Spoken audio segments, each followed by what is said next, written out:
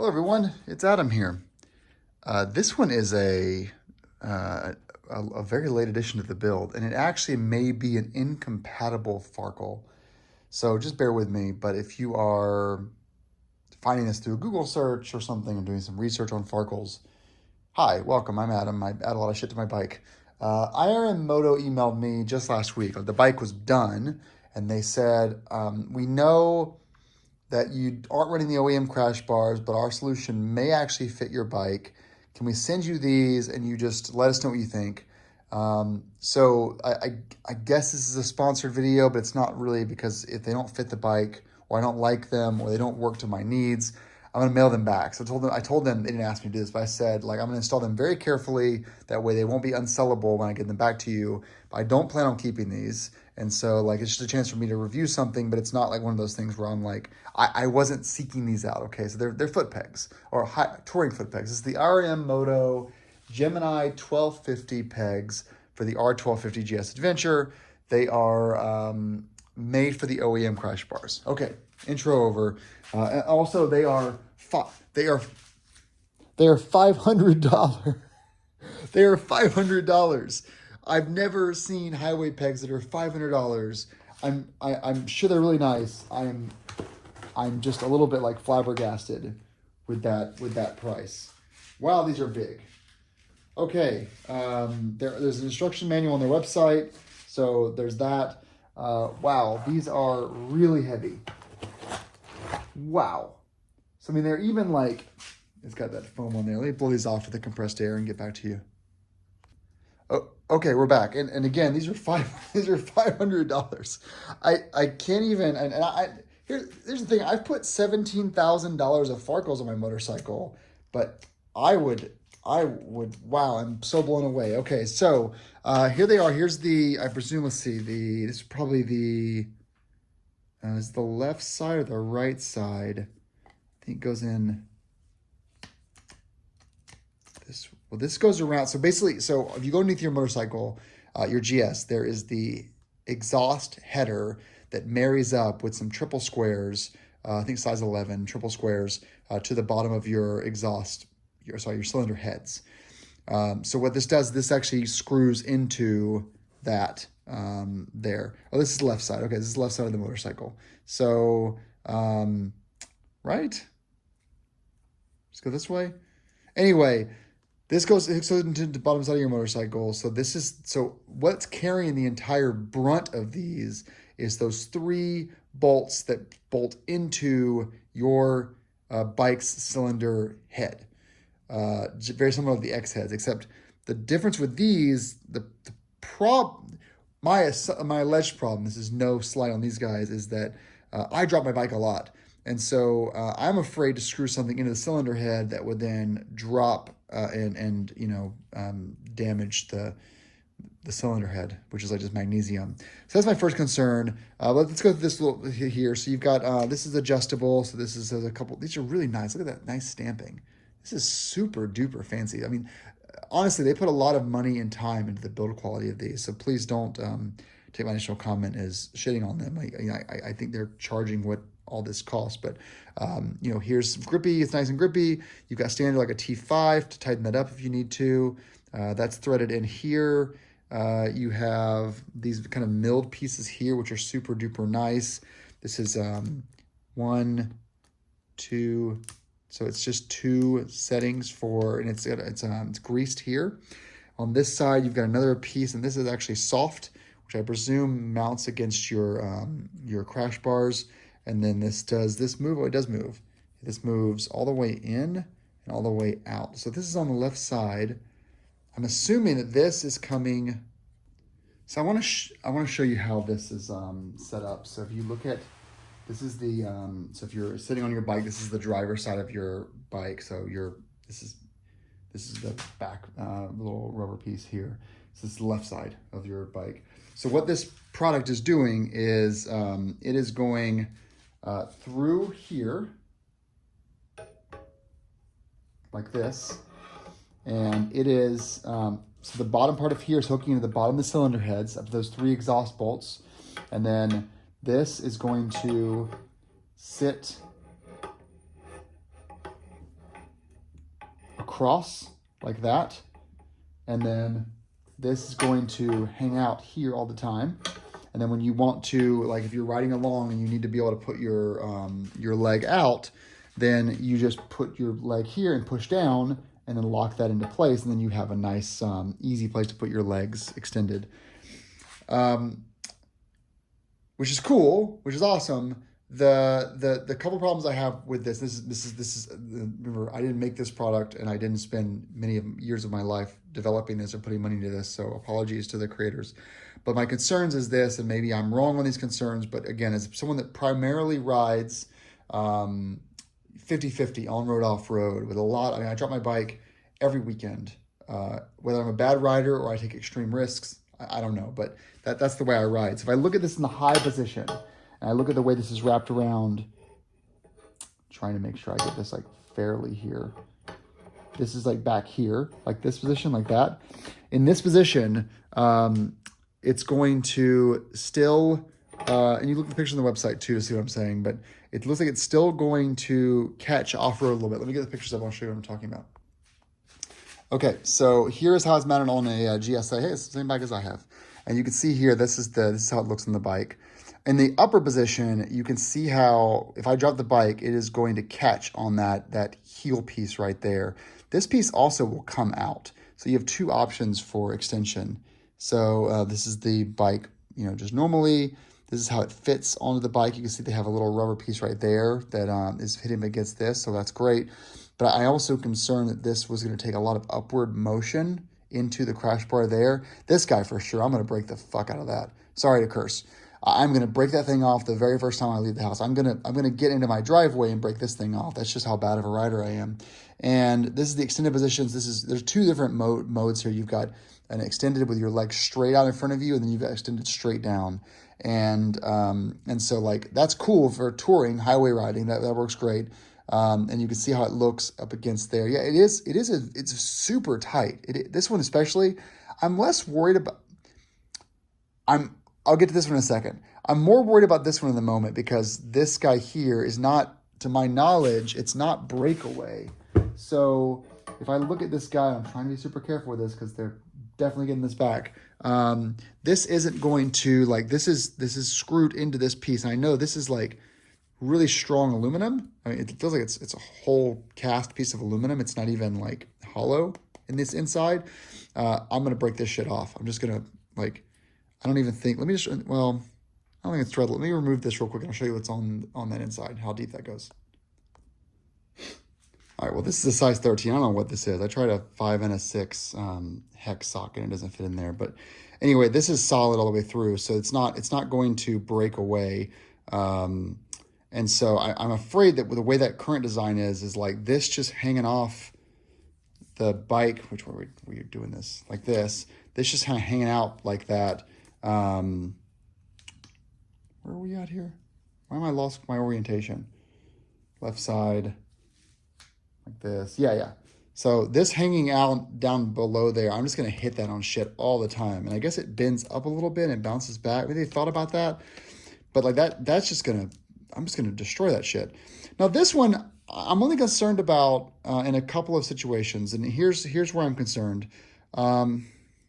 It doesn't, the bend goes out for putting your foot on it and then back into the bike. And it fully flows this way. So actually all that pressure is going to go into the crash bar, which is a good thing, right? So it can bend in, that's fine. And it's a solid piece of metal. So nothing's going to really happen to that on this side. And the crash bar is going to catch it. And if you have like the OEM crash bars with like a reinforcement bar, then this is just going to hit into that. So that's totally cool. My concern is the upward motion. So when you look at those pictures, and you look at this bar coming straight across, this hitting upwards is going to put a lot of pressure on this joint down here, which I would assume will put pressure on these bolts here. And I'm just worried about, the amount of stress. I'll show you those in just a second. The stress those bolts can take. But here's how it is with the legs out. And you can see here, so you got the legs out, the forward one out. This is still hanging off in the side here, ready to just be ripped off in a moment's notice because Adam is a bad rider. And so that shows comfortable, and that shows the other option down there. So you can see how this comes down underneath. It all works, right? It all works in concept. Let's go into the bike. I'm going to show you guys what I'm talking about when it comes to the and I will show you, like, they've sent me some.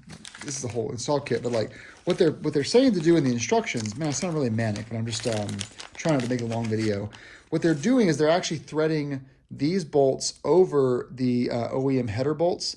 These get threaded over it. So I'm assuming by using this, and you're putting this over the OEM fasteners, and then you're putting this inside of here. So now you have kind of a little bit of like extra, not torque, but like you're not going to put as much friction on those bolts versus just screwing right into them. I do get that. But when you talk about the engineering of those bolts, they're kind of made to hold the header in one place. And the header doesn't really have a lot of stress on it, because then the header comes down into the bike and marries into the silencer, the muffler. And that muffler is on a rubber mounted carrier, which only has like a couple of millimeters of play. And so I'm just kind of thinking out loud here of the stress that I'm putting on the motorcycle by having this installed. Let's go under the bike and I'll show you what I'm talking about. Okay, so we're under now. So you can see these bolts. There are 3 of them that are holding your header on. This is the OEM header. This is the Machine Art Moto X head. And I mean, and also just compatibility wise, I don't know if their thing will clear the X head here, which is coming in a little bit deep. So that's another compatibility issue. I have to ask them about this. But the way this is set up is you have these nuts. They used to be triple squares, they're not anymore on the 1200s. On the 1250, you have these, which is like 11 mils, I think, hex sockets. These are fastened onto bolts that come out of the engine header. So these bolts are they're a part. They're either machined in 2 ways, or they are a part of the cast of the exhaust, the engine header. So you're removing these, you're replacing them with those longer filler bolts, and then you're putting the apparatus onto it, and then you're screwing it in from the top there. So that's a pretty strong connection. I'm just thinking about, like, if you're back here, and let's assume for a second this is an OEM like GSA crash bar, and there's not an X head here. You've got the one thing that's kind of coming across that long bar that can go straight out for your extended leg position. You have the other one that is kind of dangling down here with that little peg piece coming off it for your foot or your toe, big toe or whatever. And so that is fine. That's going to break fine. But you have the other one that kind of has the other hinge right there, that lower one, or the middle one. I'm worried about that getting pushed up in a very vicious drop, and then that pulling at these bolt headers here, and then kind of not ripping, but certainly bending these out. And once these are bent outward, even a smidge, and it's a technical term, a smidge. Once these are bent out a smidge, then what you're going to have is when you try to screw let's say you removed the footrest and you're just trying to get home, and so you've thrown that thing into the trash and you're just trying to like get your exhaust header back on, and assuming you have an 11 mil on you, you screw it back in, and you might have an exhaust leak because now all this is all not mated properly. I personally worry about that installation setup. That's not to say that it doesn't work, but that's my concern. And so, yeah, let's get off into the bike because my back hurts. Okay, so I'm gonna pay for shipping to mail this back to them. I hope I didn't do too much damage to it. I want to get back on camera here. Hi, I had to crouch down a little bit here. So here's the thing. There we go. Here's the thing. I don't know. I'm gonna pay shipping to get this back to them.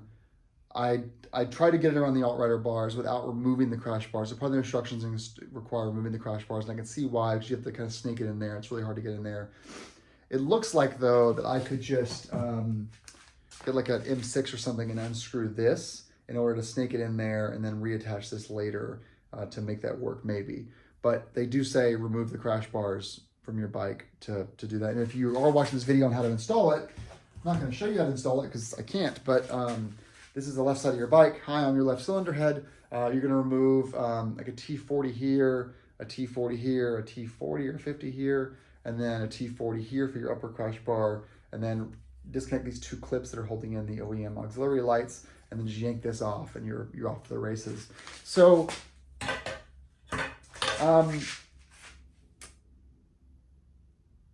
most, like, I heard from a BMW authorized trainer once that is, Enduro Park certified in Munich or wherever that place is, with BMW, and is currently an active BMW instructor. I heard him once in public in a podcast say that the stat he has from BMW in Europe is that over 90% of R1200 or R1250, it was R1200 at the time, GS Adventure purchasers do not leave pavement. It wasn't a dig. He teaches off-road exclusively. It was not a slight. It wasn't to piss off his customers. It's just a stat that we just know these bikes do not go off-road. Mostly. All the pictures on Instagram, of course, are pictures of this bike off-road, but most of the people are not going off-road by amount of miles driven, basically. And so most of these bikes leave the dealership, get a Michelin Road 5 tire put on them, and they're off the races, traveling around the country. I don't ride like that. So this product is great for someone that is, coming from an R1250 RT or a K1600. They finally get their first GSA. They're super comfortable. I agree, they're the best touring bike in the world after the Goldwing. And they don't need to replace their crash bars. The OEM crash bars are great for that once in a lifetime drop. And this is like this solution, I gotta say, I'm not a hardware person. I don't make hardware, I make software. So I can't price out the manufacturing R&D cost of this. This is really freaking nice. This is a really nice piece of kit. I am blown away by these guys should make like crash bars.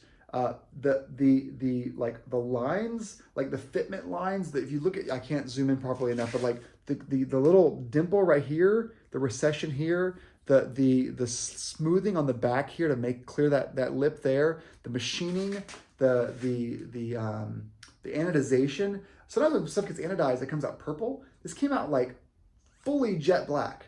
The thought to have this rubber piece right here, and the rubber piece is removable. When it gets worn down, you can take like an M5 or M6 in there, and you can remove this bar and replace the rubber piece. It's just like rubber, like tubing. It's 1 inch or 0.75 inch, insulated rubber tubing. So when that gets worn down after 10 years, you can replace it. Same with this guy here. You can replace this too. Everything's greased. Everything feels nice. Like, these guys should make crash bars. They should make luggage racks. They should make light racks. They should make headlight guards. They should make foot pegs. IRM Moto is making incredibly exceptional, well-built, beautiful equipment that's like really accurate and really nice. But this is a product for road riders, not a product for adventure riders. I think they would probably disagree with me. They've probably tested the shit out of this stuff. And you guys know, like, I don't make these kind of videos lightly. I want to make sure it's clear to the manufacturer, thank you for letting me play with this. It's just not my kind of product. So, I will say they have some YouTube videos that show how to install these on GSAs. Watch those videos. I enjoy them very much. They're very well done. I can't install this physically because I have outrider crash bars on my bike, but do I recommend this for someone who is a road R1250 GSA owner that needs a place to stretch their legs? Yeah, this is really, really nice. If you have a 0-speed tip over in a parking lot, this is gonna be fine. If you are going like 20 miles an hour down a baby head, rocky, dried up riverbed, and you lose your footing and you smack into these things at 25 miles an hour on a fully loaded GSA with you on it, this motion here, where this is going up against this fulcrum piece right here and then cranking on that thing there, I just don't know if I would trust it. Again, they're probably gonna come back to me and be like, dude, we did our research. I'm sure, but not for me. Okay, that's enough talking. I feel like I've rambled too much, but I love this thing. And if I ever get a GS and don't go off-road with it, like, so where I keep, because you can actually keep the GSA crash bars on your GSA that come with it, the ones I have on the floor there, and then get like the Alt-Rider or the Touratech or whatever crash bar reinforcement bar. Actually, I think I was doing this build to save some money initially was not to buy the Alt-Rider crash bars and just get an Alt-Rider reinforcement bar to begin with. And then instead of buying the Machine Art Moto X heads, I was going to buy the Alt-Rider. That's another thing too. I was going to buy the Alt-Rider crash bar cylinder cover. It goes over, sorry. It goes, I'm sorry. The build was going to be keep this in place, okay? And on the back side of it, get a reinforcement bar that married to the frame that kept this a little bit stronger from bending into the things, and then buy from one of those companies one of those bars that goes over this thing and fills in the hole to keep rocks and shit from hitting your cylinder head guard. If I had done that, I also couldn't have run that solution because it requires this hole being open. And so again, like totally reinforcing my point, like great for road GS usage. But here's the silver lining for like this company having to pay shipping to send me these, probably $30 ship it to me and, you know, spend their time and money emailing me. I got to show it to you guys, 13,500 of you. I got to give some really, like, I think some good kudos of how much I think these are so cool. And no one paid me. There's no money exchanging hands here. It just mailed these to me. I think this is a cool piece of kit.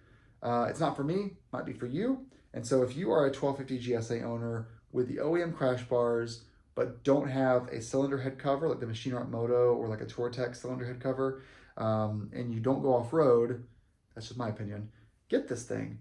Oh, and also you need to have $500. This is a rambling video. I feel like an ass for talking this much about this piece of metal, but I feel like I owe it to the company to give a proper review, having never been able to install them.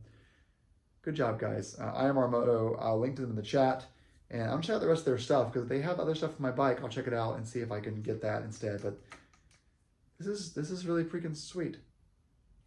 Thanks for watching, everyone. I'm really sorry I couldn't install these on the motorcycle. I didn't think I could, and you guys weren't even sure if either when you emailed me, but I just want to like play with this. I just want to like, this is so nice. It's like the IRM Moto dance. All right, I tried to give it a good go. You guys know me. I'm not an influencer, but best I could do. Ride safe. Thanks for watching.